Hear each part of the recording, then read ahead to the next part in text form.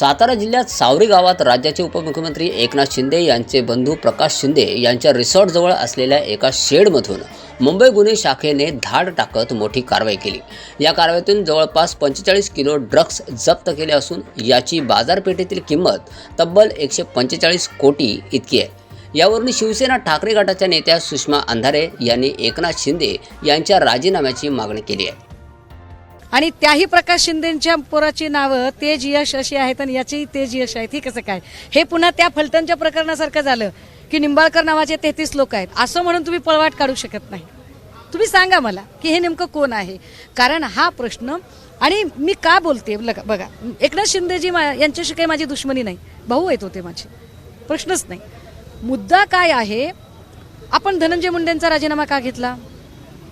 कारण वाल्मिकला प्रिव्हिलेज मिळतील म्हणून। तुम्ही अजित पवारांचा राजीनामा का मागताय? अजित पवार तर डिरेक्टली कुठेच नाही आहेत, पण पार्थ पवारला प्रिव्हिलेज मिळू नये म्हणून। मग तसंच आहे ना, प्रकाश शिंदेंना प्रिव्हिलेज मिळू नयेत असं वाटत असेल एकनाथ शिंदेंचा राजीनामा मागावा लागेल ना। आता काँग्रेस प्रदेशाध्यक्ष हर्षवर्धन सकपाळ यांनी देखील निशाणा साधलाय।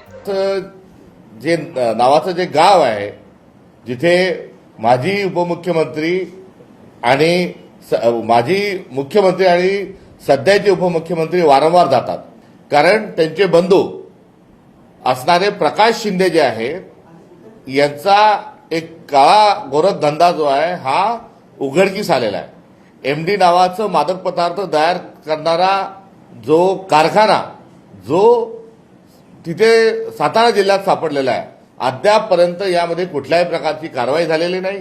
साताऱ्याचे पोलीस झोपले होते का?